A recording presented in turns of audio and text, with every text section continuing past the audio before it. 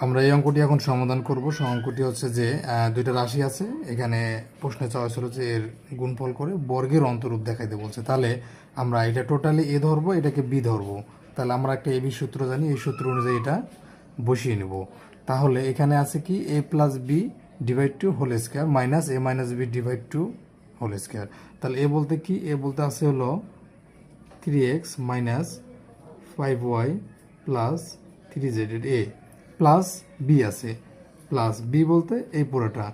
তাহলে 3x plus 5y minus Z, তাহলে এ plus b divide two তারপরে হোল স্কোয়ার, তারপর সূত্রের মাইনাস মাইনাস, তারপর আছে কি এ মাইনাস বি। এ বলতে কি আছে এখানে, এ বলতে আছে 3x minus 5y plus 3z এ মাইনাস বি, তাহলে মাইনাস বি বলতে এই অংশটা মানে 3x। এখন কথা হলো যে এই মাইনাস দ্বারা প্রত্যেকটা রাশির যে সামনের চিহ্নগুলো থাকবে এটাকে গুণ করে লিখতে হবে। যেমন মাইনাসে প্লাসে মাইনাস 5y, আবার মাইনাসে মাইনাসে প্লাস জেড, তারপর নিচে 2 আছে, 2 ব্র্যাকেট ব্র্যাকেট স্কোয়ার স্কোয়ার সূত্র অনুযায়ী, ঠিক আছে।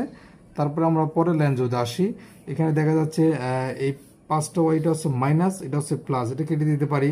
এখানে আছে 3টা এক্স, এখানে কয়টা 3টা, তাহলে 3টা মানে 3 3 6x। তারপর আছে এখানে 3z মাইনাস অনলি জেড, তাহলে 3টে জেড থেকে আমরা যদি একটা জেড বাদ দিই তাহলে মাইনাস 2z থাকে, তারপর 2 ব্র্যাকেট ব্র্যাকেট এই স্কোয়ার স্কোয়ার মাইনাস।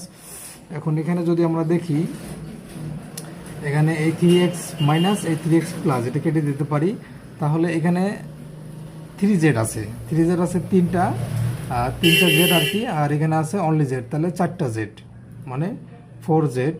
তারপর এখানে আছে মাইনাস 5y, এখানে মাইনাস 5y, তাহলে মাইনাস 10y, ঠিক আছে, ডিভাইড টু ব্র্যাকেট স্কোয়ার।